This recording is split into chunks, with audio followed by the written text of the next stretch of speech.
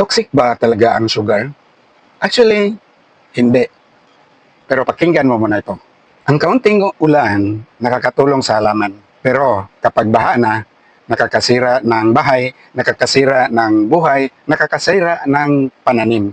Ganon din talaga ang sugar. Hindi ang sugar mismo ang problema. Ang problema kapag araw-araw ang katawan naliligo sa sobrang sugar. Isipin mo nga, pagkagising 3-in-1 na coffee.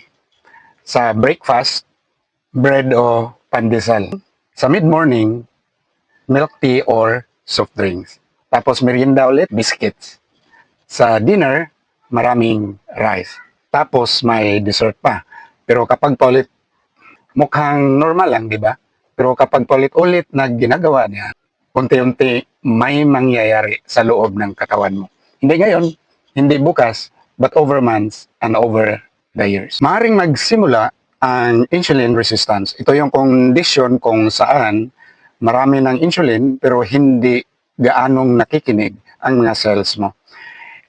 Isa ito sa mga dahilan papunta sa pre-diabetes, sa type 2 diabetes, at sa PCOS. Of course, sa weight gain na rin. Maring tumaas din yung triglycerides at saka blood pressure na pwedeng makaapekto sa kalusugan ng puso mo. Mas madaling mag-ipon din ng belly fat. Ito yung taba sa tiyan na mahirap tanggalin kahit ilang beses ka nang nag-attempt na mag-diet. Hindi lang yan, maring magkaroon ka rin ng fatty liver. Oo, fatty liver, kahit hindi ka umiinom ng alak. Para naman sa mga kababaihan na may PCOS, ang insulin resistance ay isa sa mga madalas na nakikitang underlying issue. Kaya minsan, nahihirapan sa weight loss, sa cravings, at sa hormonal symptoms. Lang yan, pwede rin maapektuhan ang mata, ang kidney, ang nerves, pati na yung ngipin at saka gilagid. Kaya kung mataas ang blood sugar mo, baka hindi lang dapat ang itanong ay, anong gamot ang iinumin ko? Mas mahalagang itanong minsan ay, bakit ako nagkaroon ng elevated blood sugar in the first place? Kasi kung hindi natin hahanapin ang mga root causes, parang nagpupunas ka lang ng tubig sa sahig habang bukas pa rin ang gripo mo. Kung diagnose ka ng pre-diabetes, type 2 diabetes, PCOS, insulin resistance, fatty liver, metabolic syndrome, makinig ka.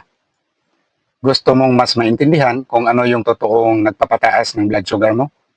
Baka panahon na para hindi lang sintomas ang i-manage, panahon na para tingnan ang mga root causes. Message me below, Sugar Reset, para malaman mo kung bagay ba sa iyo ang Sugar Reset 60 na root cause coaching program. Dahil ang goal natin ay hindi lang mas mababang sugar, kundi na mas maayos na metabolic health para pang matagalan.